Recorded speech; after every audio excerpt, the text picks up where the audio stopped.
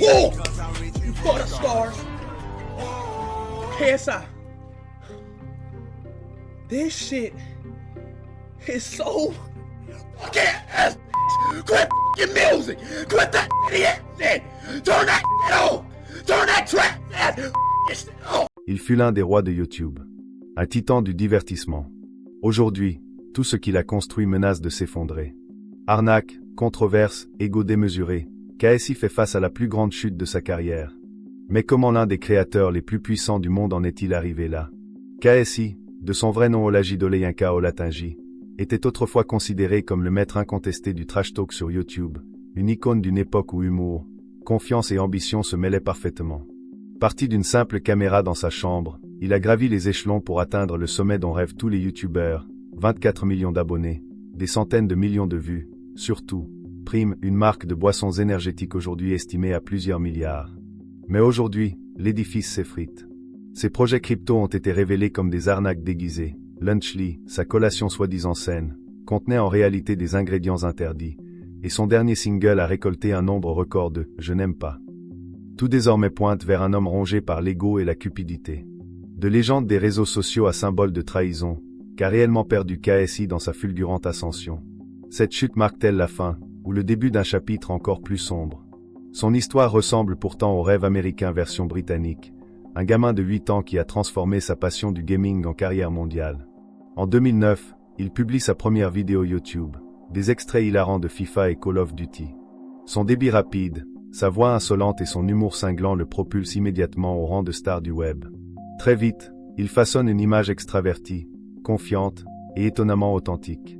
Grâce à son charisme naturel, il construit une communauté fidèle autour des Seedmen, une bande d'amis soudés partageant la même énergie créative.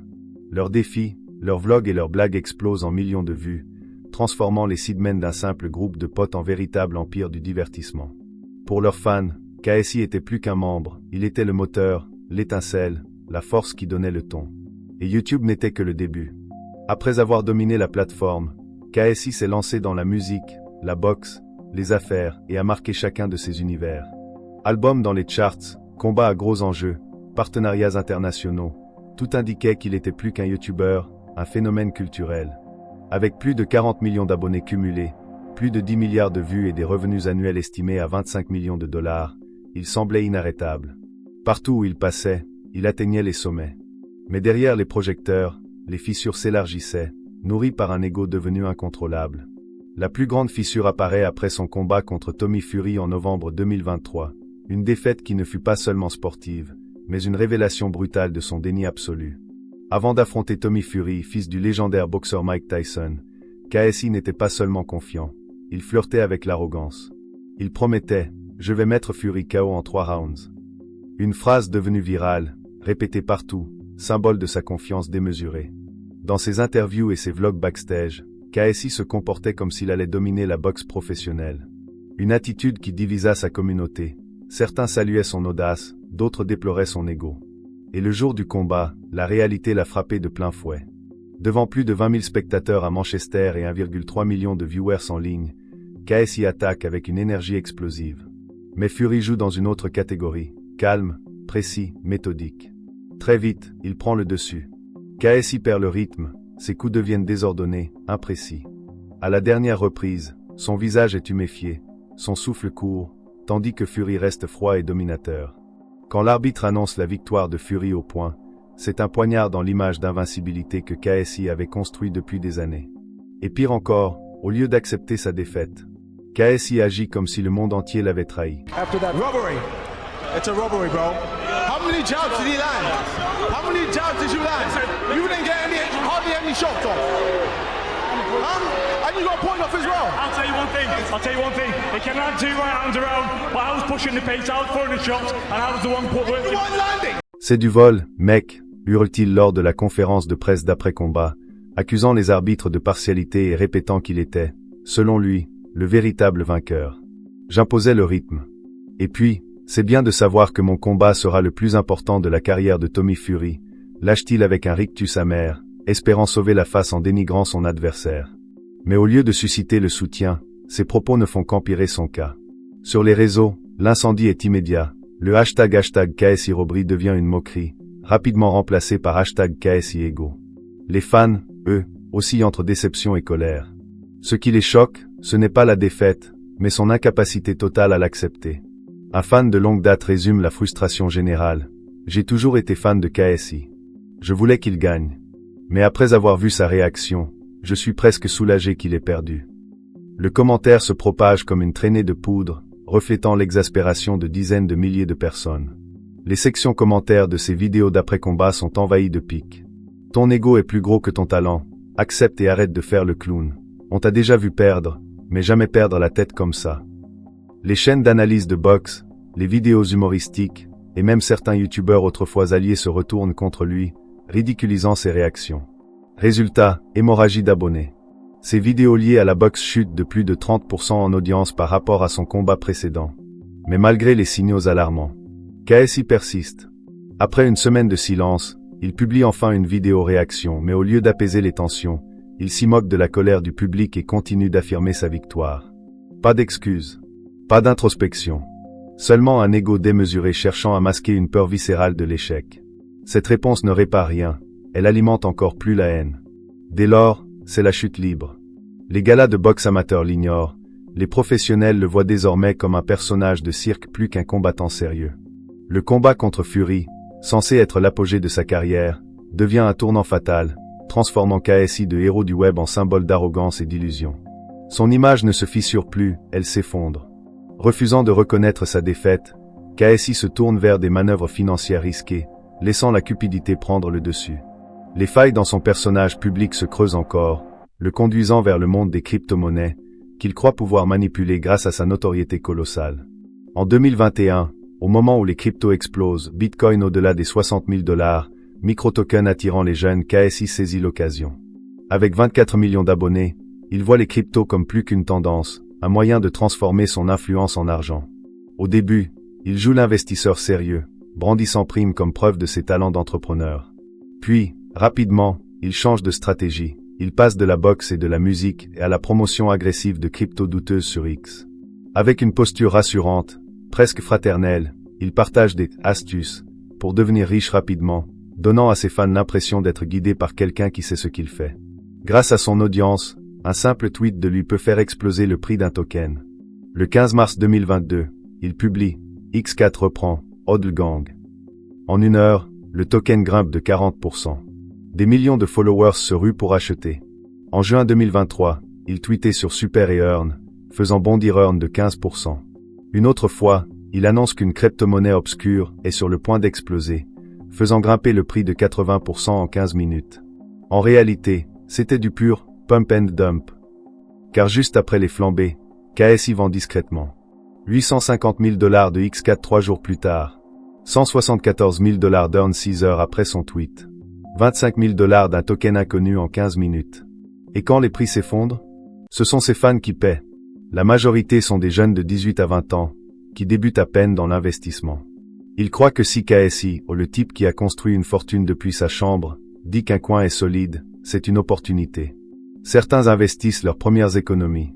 D'autres vont jusqu'à prendre des prêts via Affirm pour suivre les conseils de leur idole. Quand le marché chute, des milliers de personnes perdent des milliers de dollars, perte totale estimée à plus de 2 millions. Sur X et Reddit, les témoignages affluent. KSI m'a fait perdre $2000. Je le suis depuis 2010, j'ai tout acheté, mais là, je me suis réveillé avec $5000 envolés après son tweet. Le hashtag boycott KSI explose, accumulant plus de 50 000 messages. Et KSI fait le pire choix possible, il se tait. Pendant 3 mois, aucune explication, aucune excuse, comme si le scandale allait s'évaporer. Mais Internet n'oublie pas, et la blockchain encore moins. Début 2024, les experts ZXPT et Cofizia révèlent des preuves accablantes. Les analyses on-chain montrent que ces tweets coïncident parfaitement avec des ventes massives de tokens. La vidéo de Cofizia, plus de 5 millions de vues, démontre qu'il ne s'agit pas d'erreur, mais d'un schéma répété. Faire monter le prix, vendre discrètement, laisser les fans payer les pots cassés. Horodatage, portefeuille, transactions, tout s'aligne. Et face à ces révélations, KSI choisit une nouvelle fois la pire option, nier en bloc. Well, honestly, it's kind of mad how Cofizilla has made not 1, not 2, but 3 videos on me. And I haven't even responded yet. Dans une vidéo de réponse adressée à Kofizia, KSI déclare « Honnêtement, je pensais être victime d'une blague. À chaque fois que je tweetais, le marché faisait l'inverse. » Il poursuit en expliquant « Alors j'ai commencé à Twitter le contraire de ce que je faisais réellement, et j'ai quand même perdu. » Une justification qui sonne comme une excuse puérile, presque ridicule. Il aurait testé le marché en jouant avec l'argent de ses fans. Selon lui, Twitter l'opposé de ses actions n'était qu'une expérience, alors qu'en réalité, c'était une forme déguisée de manipulation de cours. Il tente même de minimiser tout le fiasco XCAD en plaisantant. La bande à hodl, rigolez bien.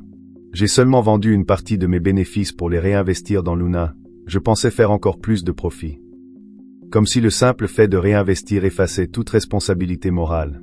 Sous pression, il s'emporte, traite Kofizia de jaloux et publie sur X. Je suis trop riche pour escroquer. Comme si la richesse pouvait effacer le soupçon de fraude. La communauté, elle, ne mord pas.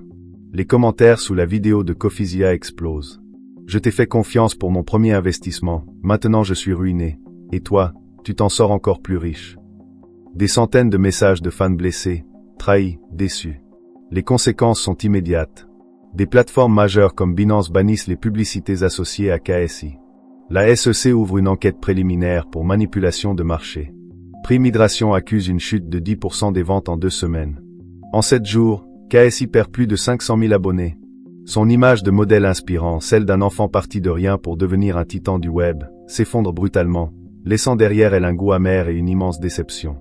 On pourrait croire que ce scandale crypto aurait servi de leçon, qu'il aurait compris les dangers de la cupidité et l'importance de sa responsabilité envers ses fans, mais non. KSI persiste. Après avoir ruiné sa crédibilité dans le monde financier, il cherche désespérément un succès rapide pour redorer son image. C'est alors qu'il mise tout sur Lunchly, une marque de repas préparés lancée avec Logan Paul et MrBeast.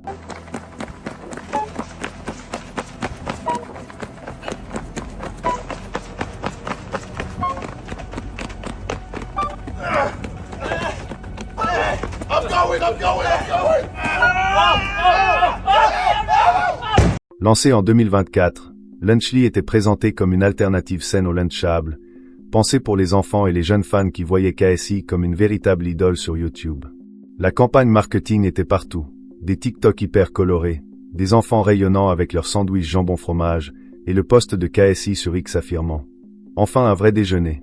Les enfants n'auront plus à manger de la cochonnerie. » Il promettait un produit faible en sucre et riche en nutriments, mais la réalité allait frapper comme un uppercut. Mike Israetel, un médecin populaire sur YouTube, a décortiqué les ingrédients de Lunchly et découvert que la version à la dinde ne contenait que 230 calories par portion. En clair, un enfant aurait besoin d'en manger presque 3 pour être suffisamment calé, tout en absorbant près de 1300 mg de sodium, soit presque le double de la limite recommandée par l'USDA. Il a dit que kids need energy to function and calories give them that energy. Lunchly turkey contains only 230 calories, which would mean a kid would need to eat about 2.7 portions to consume enough calories. And if they did that, they'd get nearly 1,300 milligrams of sodium, which is also significantly over the USDA standard. Cette analyse n'était pas qu'un simple avertissement nutritionnel. C'était une dénonciation directe de la manière dont KSI et son équipe avaient utilisé leur influence pour vendre des aliments de mauvaise qualité aux enfants. Derrière une image de marque présentée comme saine, Lunchly proposait en réalité des produits ultra transformés, saturés de sel et pauvres en nutriments, jouant habilement sur les inquiétudes des parents concernant la santé de leurs enfants.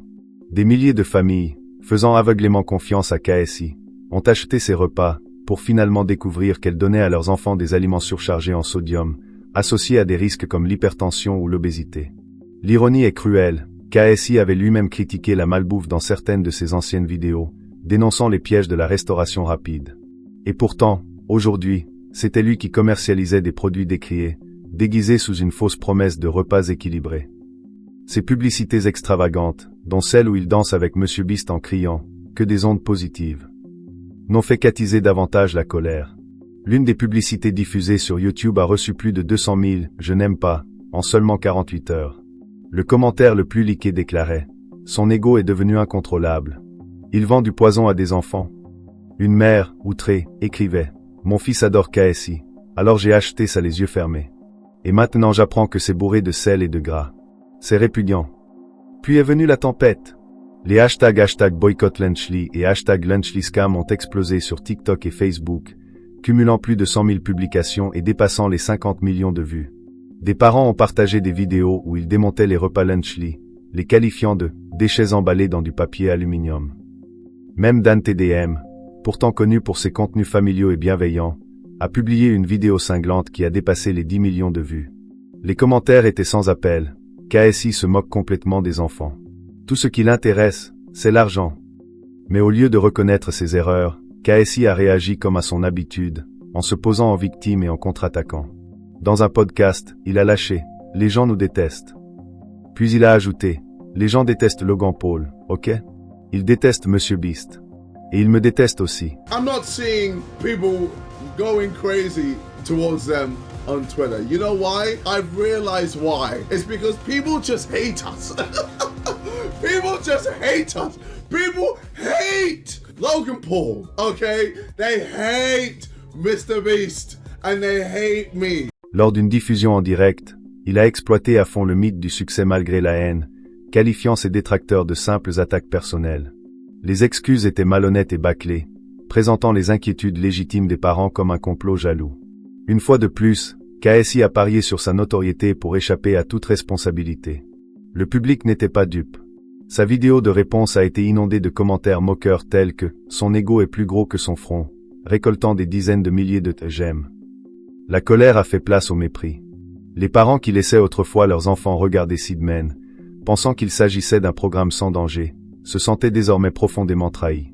Pourtant, KSI continuait de publier des messages comme « Les rageux vont rager »,« Les enfants adorent », une initiative qualifiée d'irresponsable et de méprisante. Les conséquences furent rapides. Les ventes de Lunchley chutèrent de 40% dès la première semaine. Walmart retira le produit de ses rayons et KSI fit face à une action collective de parents pour publicité mensongère. L'agence britannique des normes alimentaires ouvrit une enquête et il perdit un important contrat publicitaire pour une marque destinée aux enfants. L'image de Big Brother que KSI avait mis tant d'efforts à construire s'est complètement effondrée. Sa chaîne YouTube a perdu 300 000 abonnés supplémentaires en quelques semaines. D'une idée astucieuse et adaptée aux enfants, Lunchley est devenu un nouveau symbole de cupidité. Après le fiasco des crypto-monnaies, KSI avait l'occasion de se racheter. Mais il est retombé dans ses travers, exploitant sa notoriété pour tirer profit de la confiance de ses fans. Cette fois, le prix à payer n'était pas seulement financier ou de crédibilité, mais la chute totale de l'image d'un héros autrefois adulé. La chute de KSI n'était pas le fruit du hasard, mais l'issue inévitable d'un ego démesuré, où la cupidité et l'arrogance l'ont transformé de héros en manipulateur. Il a abusé de la confiance de ses fans pour faire grimper le cours des crypto-monnaies, leur faisant perdre des millions. Il a menti sur sa santé avec Lunchley, mettant en danger des enfants, et il a ruiné sa carrière musicale par pure vanité. Chacun de ses actes respirait l'irresponsabilité, le déni, les attaques et le silence, transformant l'amour de sa communauté en mépris. Les conséquences ne se sont pas limitées aux chiffres, 1 million d'abonnés perdus, un chiffre d'affaires de prime en baisse de 20%, et une avalanche de poursuites judiciaires. Mais la véritable tragédie, il a détruit son propre empire, infligeant à ses fans une leçon brutale sur les dangers des idoles égoïstes. Un manipulateur hors pair peut-il réussir s'il est incapable de maîtriser son propre ego? Et combien de fois devrons-nous encore voir des personnalités fortunées exploiter la confiance de leurs fans à des fins lucratives avant de comprendre enfin?